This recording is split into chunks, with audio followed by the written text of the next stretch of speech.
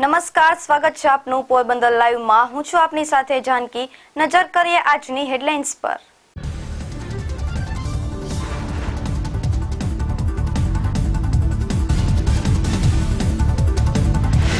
પોરબંદર જિલ્લામાં વાતાવરણમાં એકાએક પલટો, અનેક વિસ્તારોમાં વરસાદી ઝાપટા।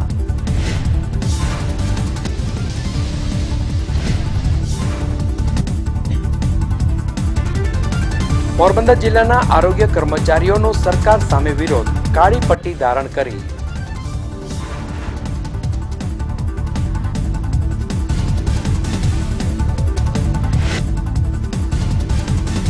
પૂજારીની હત્યાના મુદ્દે પોલીસને આવેદન, સંસ્થાઓ દ્વારા કાર્યવાહી કરવા માંગ।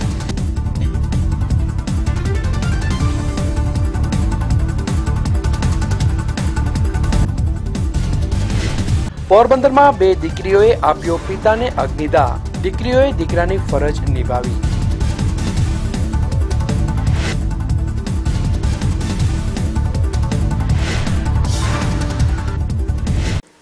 પોરબંદર સહિત સૌરાષ્ટ્રભરમાં આજે વાતાવરણમાં એકાએક પલટો આવ્યો હતો અને અનેક સ્થળોએ વરસાદી ઝાપટા પડ્યા હતા।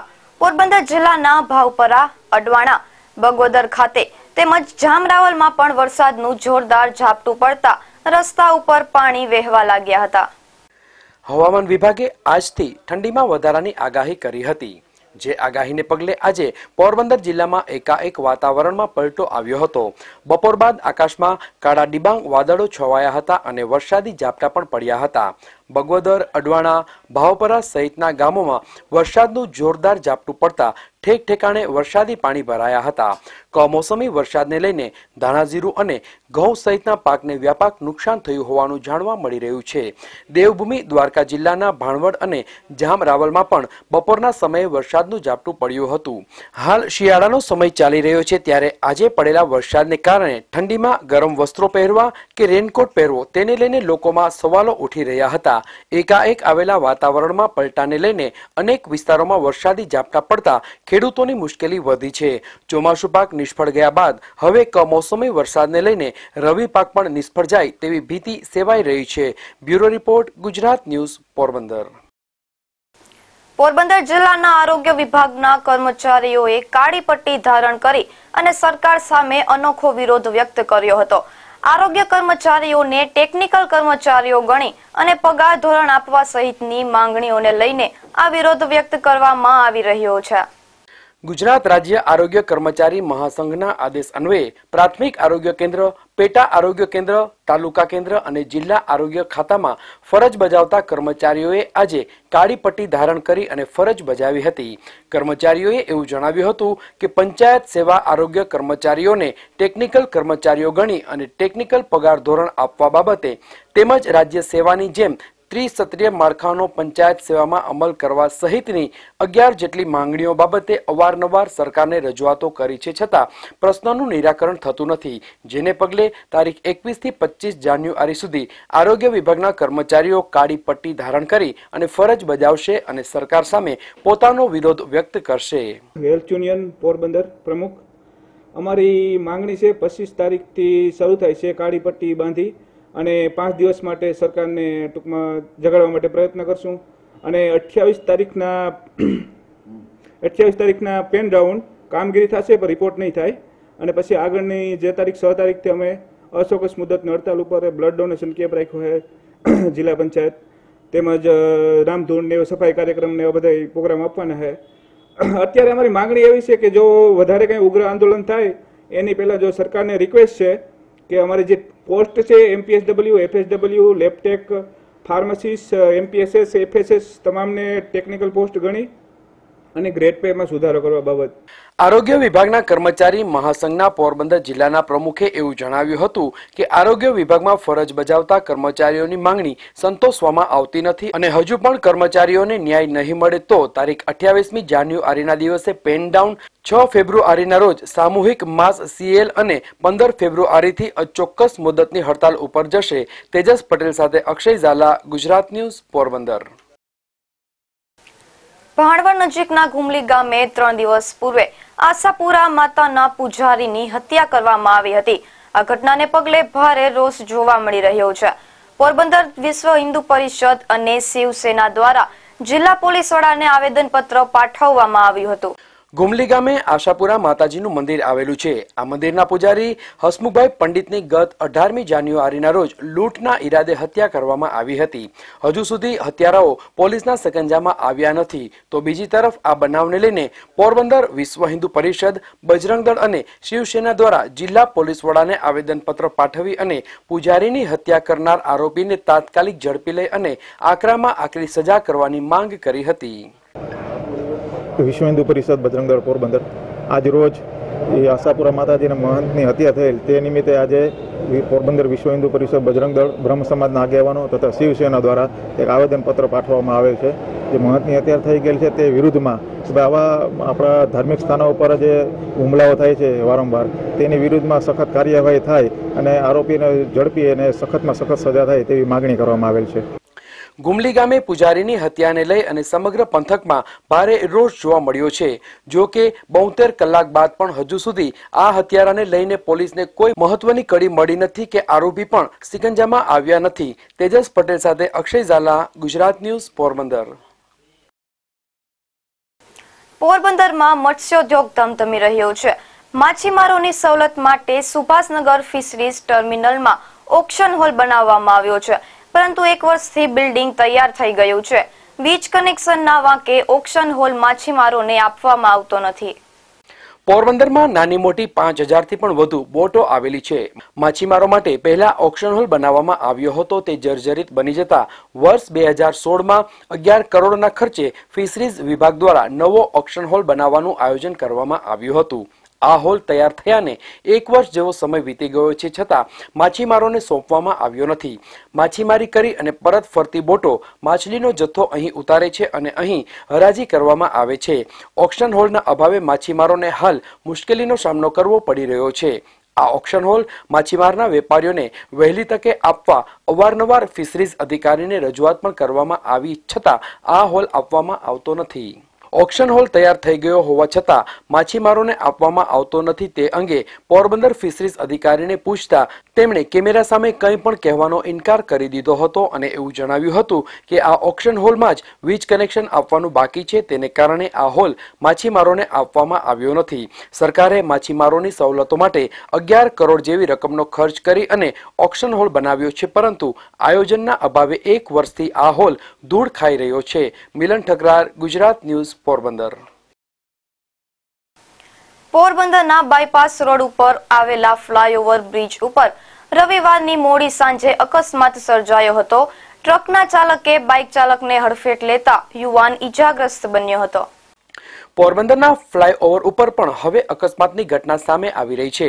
કોલીખડા ખાતે રહેતો એક યુવાન મોટરસાયકલ લઈ અને ફ્લાયઓવર ઉપરથી પસાર થઈ રહ્યો હતો. તે દરમિયાન ટ્રકે બાઇકને ઠોકર મારતા યુવાનને ઈજા પહોંચી હતી. પ્રાથમિક સારવાર સરકારી હોસ્પિટલમાં આપ્યા બાદ વધુ સારવાર માટે ખાનગી હોસ્પિટલમાં ખસેડવામાં આવ્યો છે.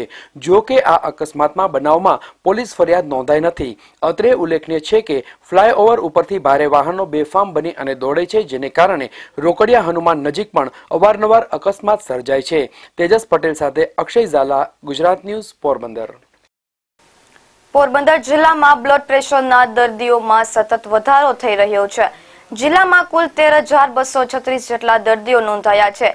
સતત ભાગદોડ ભરી જિંદગીને કારણે બ્લડ પ્રેશરના દર્દીઓમાં ઉત્તરોત્તર વધારો થઈ રહ્યો છે. આજની તણાવભરી જિંદગીમાં લોકો સતત દોડતા રહે છે, જેને કારણે બ્લડ પ્રેશર અને ડાયાબિટીસ જેવા રોગોનો ભોગ બને છે.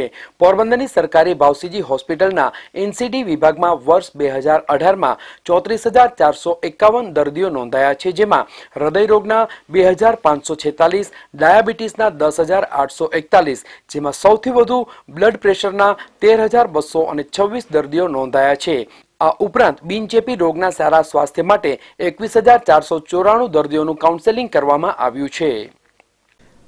વર્ષ 2018ની જ વાત કરીએ તો એપ્રિલ મહિનાથી ડિસેમ્બર મહિના સુધીના આંકડા હું આપને જણાવું તો જિલ્લામાં જે ભાવસીજી હોસ્પિટલ ખાતે એનસીડી ક્લિનિક ચાલી રહ્યું છે એમાં ડૉક્ટર સિદ્ધાર્થ જાડેજા અને ડૉક્ટર પ્રીતિ કૌશિક એ ફિઝિશિયન તરીકે પોતાની સેવા આપી રહ્યા છે અને એમની સાથે સાથે એનસીડીના મેડિકલ ઓફિસર તરીકે ડૉક્ટર રૂબીના અને ડૉક્ટર કેવલ પાંજરી બિનચેપી રોગોના દર્દીઓને તપાસી રહ્યા છે. 2018ની આપણે વાત કરતા હતા બિનચેપી રોગોના દર્દીઓનું પ્રમાણ, તો કુલ એનસીડી ક્લિનિકમાં જ તે એપ્રિલથી ડિસેમ્બર સુધીમાં 34,500 જેટલા દર્દીઓ તપાસવામાં આવ્યા છે, જેમાંથી નવા દર્દીઓ ડાયાબિટીસના 1170 જેટલા ડિટેક્ટ થયા છે.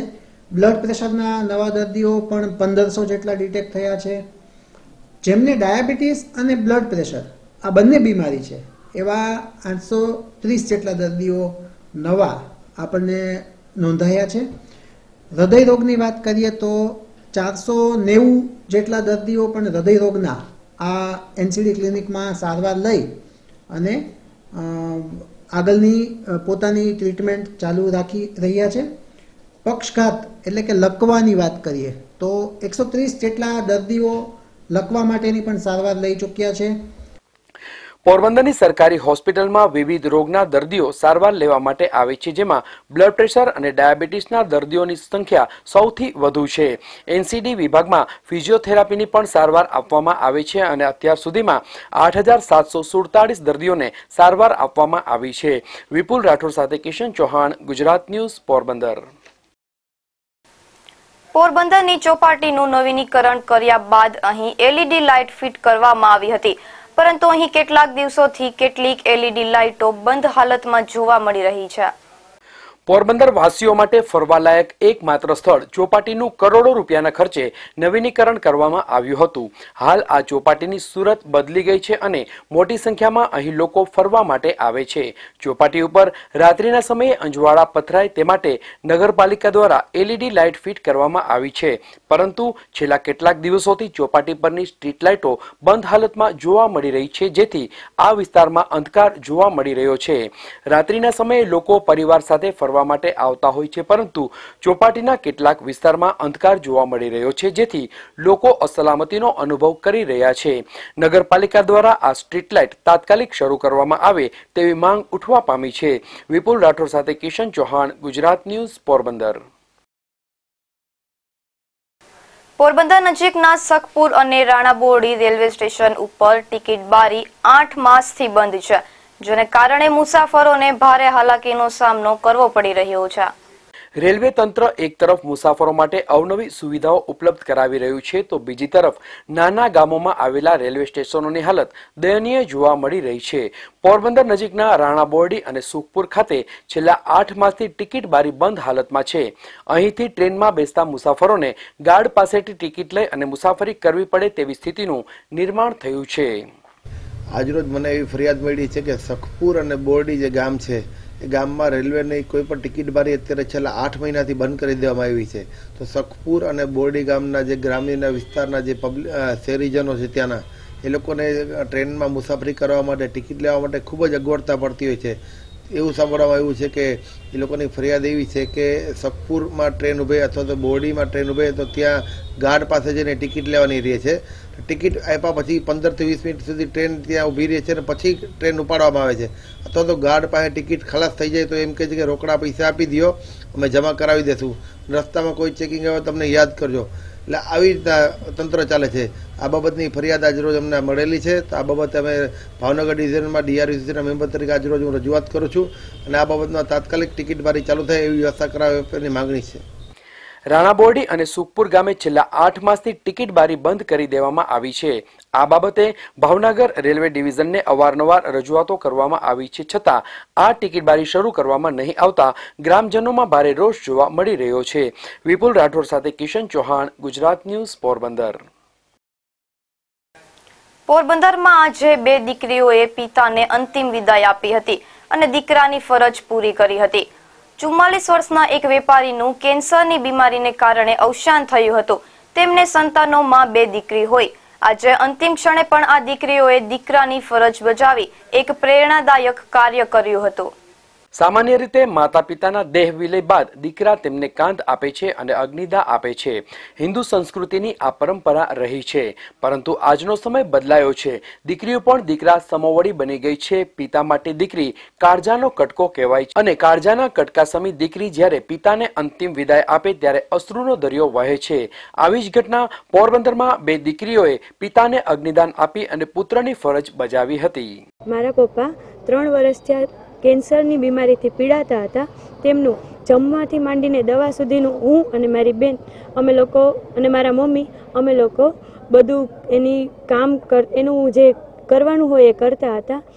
તેથી તેની એ ઈચ્છા હતી કે હું અને મારી બેન તેમને અગ્નિ સંસ્કાર આપીએ. તેથી તેની ઈચ્છા પૂરી કરવા માટે મેં અને મારી બેને અમે અગ્નિ સંસ્કાર આપી તેમની આત્માને શાંતિ આપી.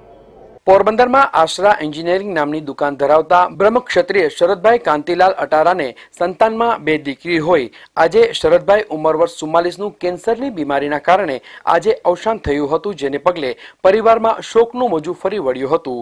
શરદભાઈને સંતાનમાં દીકરો ન હોવાથી તેમની 2 દીકરી મીતા અને હિનાએ દીકરાની ફરજ બજાવી હતી. પિતાને કાંધ આપવા ઉપરાંત અગ્નિદાહ આપ્યો હતો. આ રીતે 2 દીકરીઓએ પિતાને અંતિમ વિદાય આપી અને દીકરાની ફરજ બજાવી હતી. તેજસ પટેલ સાથે અક્ષય ઝાલા, ગુજરાત ન્યૂઝ, પોરબંદર. પોરબંદરમાં પોષી પૂનમની ઉજવણી કરવામાં આવી હતી. વિવિધ મંદિરો ખાતે ધાર્મિક કાર્યક્રમો યોજવામાં આવ્યા હતા. સત્યનારાયણ ભગવાનના મંદિર ખાતે સમૂહ સત્યનારાયણ ભગવાનની કથાનું આયોજન કરવામાં આવ્યું હતું. પોરબંદરમાં ભગવાન સત્યનારાયણના મંદિર ખાતે દર પૂનમના દિવસે સમૂહ સત્યનારાયણ ભગવાનની કથાનું આયોજન કરવામાં આવે છે. આજે પોષી પૂનમના દિવસે 2600 જેટલી સત્યનારાયણ ભગવાનની કથાનું આયોજન કરવામાં આવ્યું હતું, જેમાં મોટી સંખ્યામાં શ્રદ્ધાળુઓ જોડાયા હતા અને આજે પોષી પૂનમના દિવસે વિશેષ પૂજા અર્ચના પણ કરવામાં આવી હતી.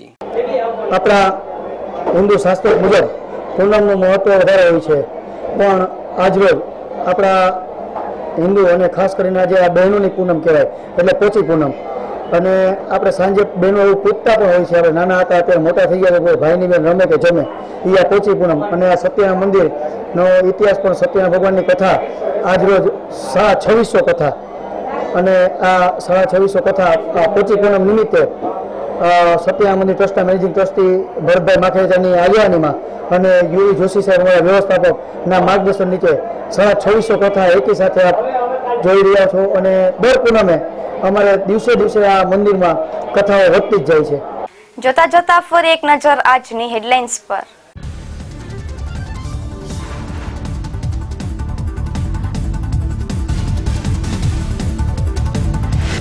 પોરબંદર જિલ્લામાં વાતાવરણમાં એકાએક પલટો, અનેક વિસ્તારોમાં વરસાદી ઝાપટા.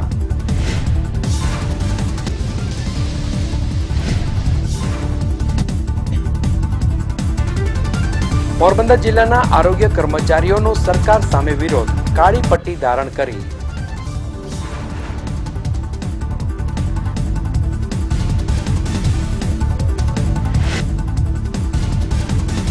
પૂજારીની હત્યાના મુદ્દે પોલીસને આવેદન, સંસ્થાઓ દ્વારા કાર્યવાહી કરવા માંગ.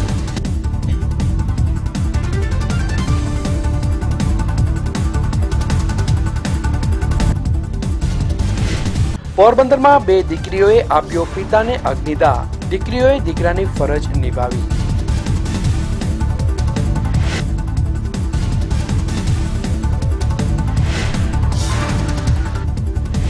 ફરી મળીશું આવતીકાલે આ જ સમયે પોરબંદર લાઈવમાં. ત્યાં સુધી રજા આપશો. નમસ્કાર.